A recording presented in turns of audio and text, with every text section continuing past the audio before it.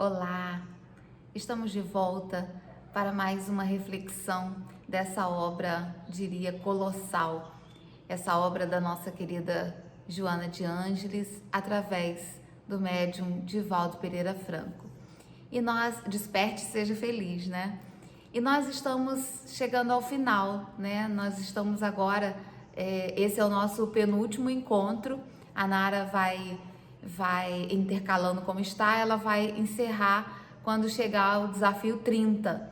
E nós estamos no 27, então a gente está já se despedindo dessa obra em termos dos nossos encontros, né? Mas esperamos muito que essa obra passe a fazer parte das nossas reflexões diárias, do nosso estímulo mental, né? Para que a gente possa realmente tirar proveito dela e sermos pessoas felizes, pessoas melhores e felizes aqui na Terra, na nossa travessia aqui na Terra.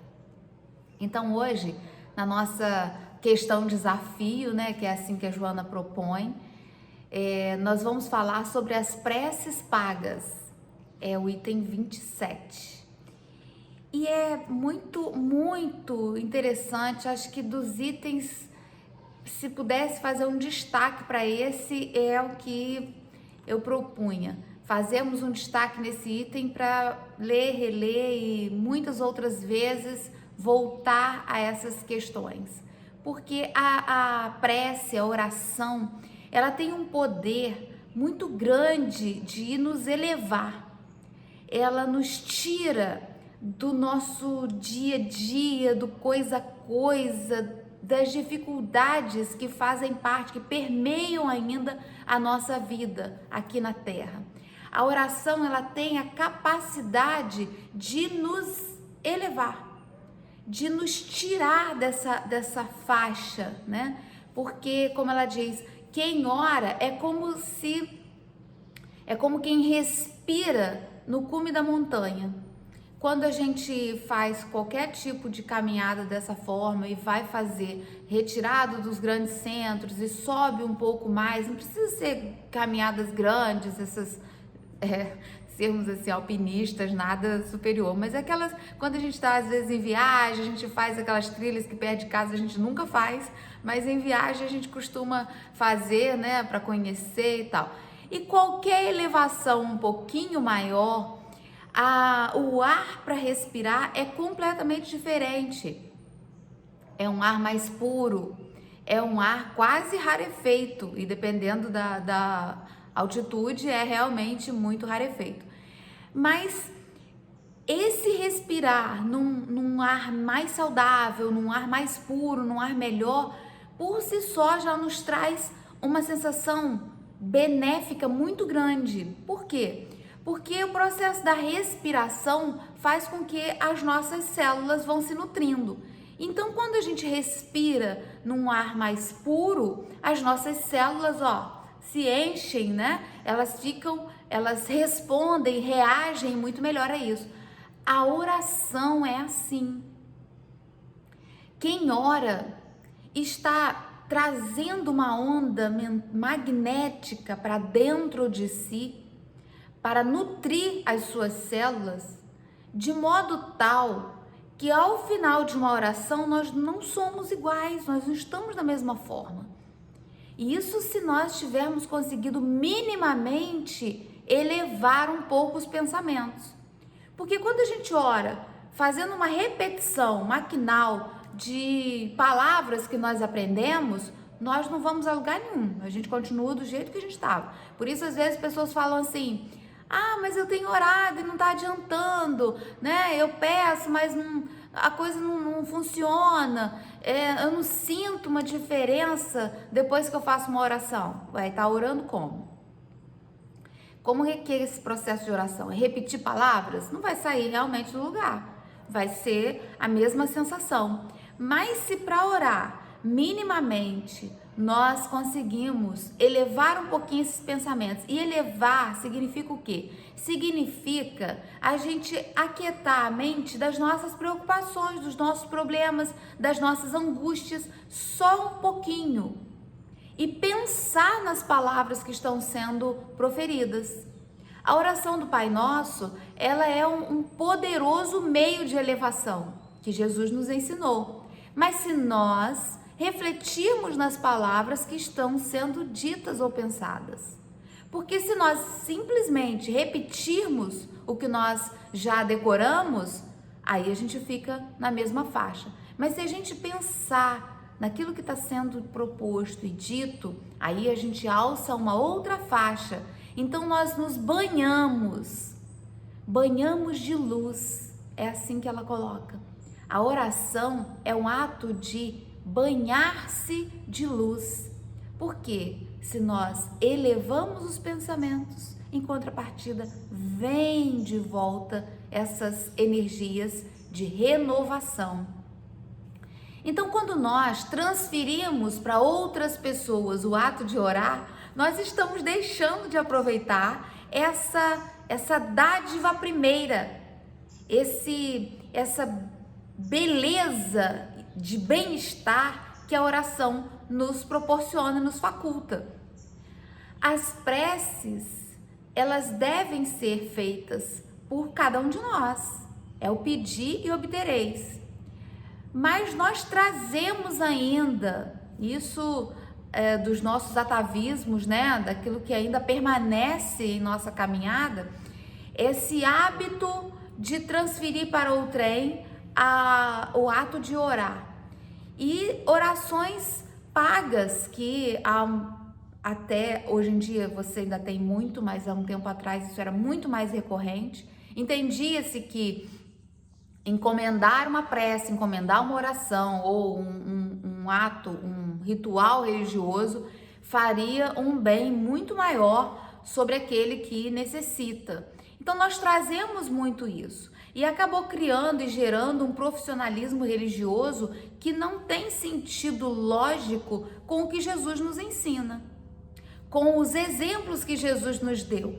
E se nós cristãos procuramos seguir os exemplos de Jesus, não faz sentido a gente criar mecanismos diferentes daquilo que ele nos ensinou. Então as preces, elas devem ser dirigidas por aqueles que necessitam e também, e aí a gente pode dizer assim, é um argumento muito recorrente, mas eu tenho ficado tão mal, que eu não consigo parar para orar, porque eu tô tão angustiada, eu tô sofrendo, eu tô numa situação de tanto pavor que eu não consigo parar. É um fato no turbilhão de pensamentos que a gente tem na nossa cabeça, mas é também um esforço nosso de melhoria quando a gente procura aquietar um pouco esse turbilhão de pensamentos e de dificuldades para que a gente possa receber os benefícios de uma prece.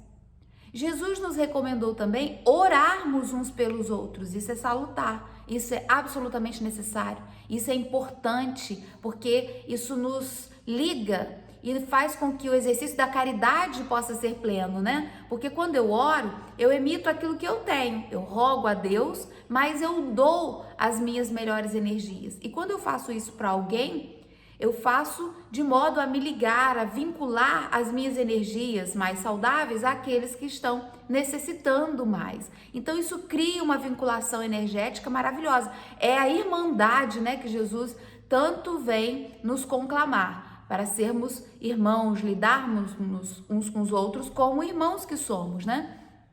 Então é claro que é absolutamente salutar orarmos uns pelos outros.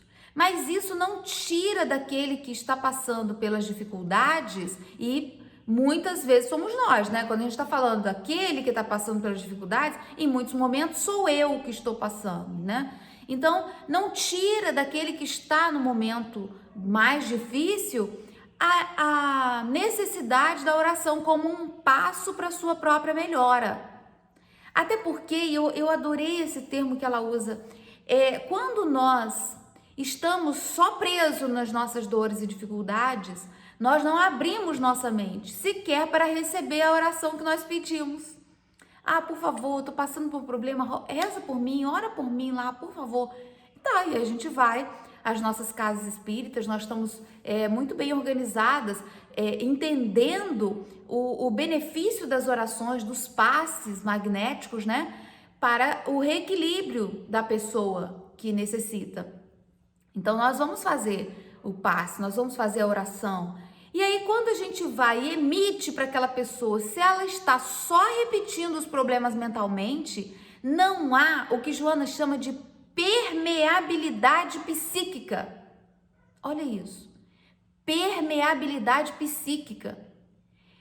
Eu peço, mas eu estou fechado. Então não consegue penetrar o bem-estar que eu estou pedindo para mim. E olha, gente, isso é mais comum do que a gente pensa. Quantas vezes a gente está no trabalho do passe, a gente está no trabalho da prece, da oração, pedindo por alguém e não consegue penetrar naquela mente em desalinho. Por quê? Porque ela está bloqueada. Em quê? Na repetição dos seus pensamentos, das ideias fixas, da dor que é causada e o pensamento fica voltando naquilo ali. Então, e é isso que a gente costuma sempre fazer. Quando alguém nos pede as orações, quando alguém pede o passe, a gente pede assim, olha, fica em oração. Faz a sua prece, se entrega para que você possa ter essa permeabilidade psíquica e aí esse bem-estar poder penetrar no seu corpo psíquico que vai refletir no corpo físico. Quando a pessoa se entrega, quando nós nos entregamos ao ato da oração ou quando pedimos que alguém nos fortaleça, nos ajude nesse processo e nos unimos em pensamento a Ele, o bem-estar é fatal. Isso, a sensação logo depois é imensa. Nós temos muitos relatos de pessoas que estavam vivendo ali uma angústia muito grande, né? E aí a gente marca um horário, vamos tal hora assim, a gente vai estar junto em oração. Você ora daí, se coloca disponível e a gente vai fazer a prece. E aí, imediatamente, e aí são esses relatos que nos chegam, a pessoa adormece. Ela tá passando por aquela aflição. Ela relaxa. No que relaxa, se entrega, adormece. E é um sono reparador. E acorda assim, olha, acordei tão melhor, tão mais calmo. Por quê? Porque pediu, abriu as portas psíquicas e permitiu que a oração fizesse esse banho de calmante que ela traz para nós. E aí, os problemas vão continuar. Mas a maneira da gente encarar e vivê-los, com certeza, é muito diferente. A gente ganha fôlego novo. Então, que nós possamos compreender na sua maior profundeza a importância da oração em nossas vidas. A importância do ato da prece como a renovação e a melhora que eu preciso para vivenciar as dores, mas também para aproveitar as alegrias. Como a gente se prende muito nas dores, né? Como a gente fica ali nesse processo de repetição das dores. E as alegrias da vida? Elas passam batidas. A oração faz com que a gente perceba as coisas boas que estão acontecendo à nossa volta e se alegre com elas. Olha isso. Se eu tenho o hábito da oração matinal, acordar, agradecer a Deus o dom da vida, agradecer a Deus que nós estamos respirando, né? Estamos aqui vivos, nutridos. Agradecer as oportunidades de enfrentamento das doenças, por não estarmos às vezes respirando bem sozinhos, mas estamos passando por um processo de renovação que nós precisamos passar. Então, agradecer a Ele esse processo nos tira dessa teia de reclamação. E aí, se eu louvo a Deus porque eu confio nele, Deus é nosso Pai, Criador, que nos ama, que nos deu o início da vida e que nos mantém na vida, né? Porque nós estamos vivendo no seu puro amor. Deus é amor e nós vivemos nesse amor.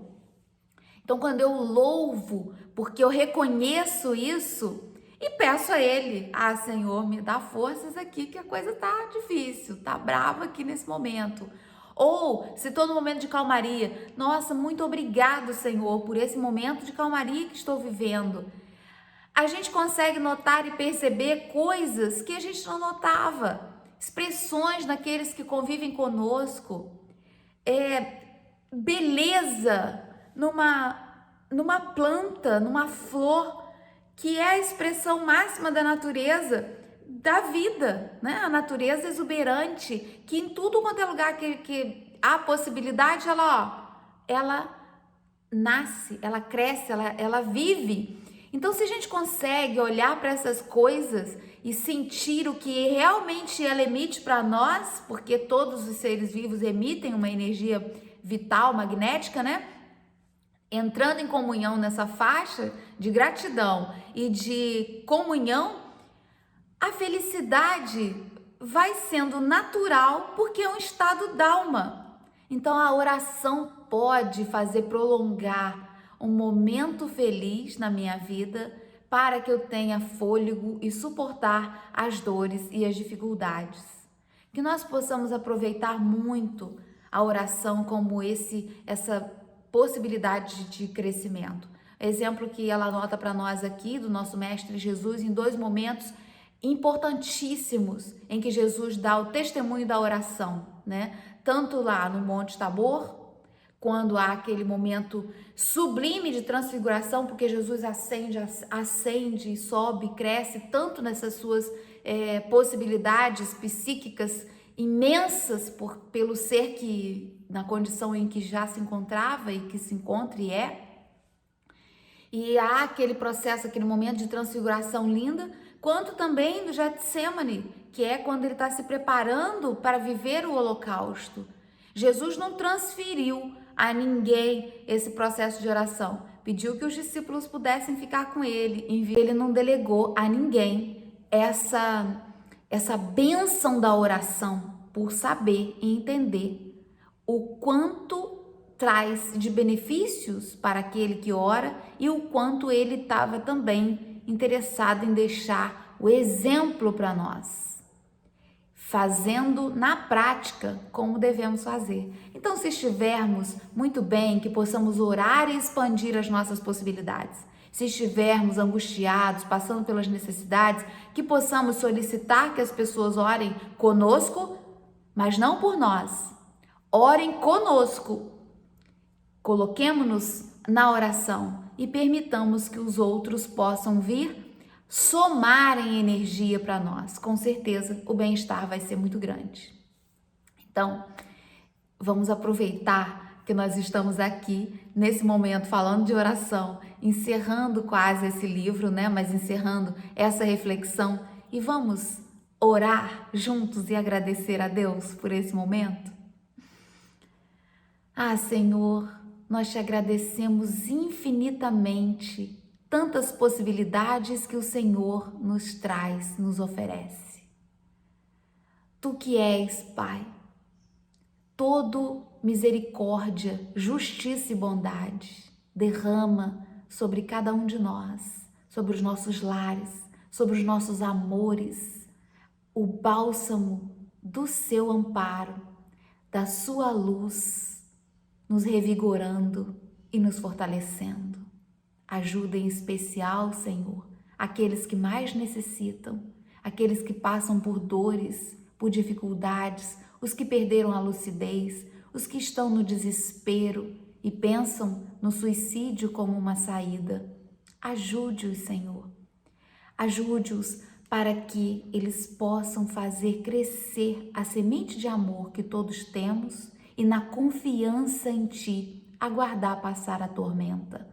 Renove então a fé, a esperança naqueles que mais necessitam e banha, Senhor, a nossa vida, as nossas almas da Sua luz e do Seu amor, para que possamos refletir essas dádivas em torno de todos os lugares em que estivermos e com todas as pessoas em que estiverem conosco.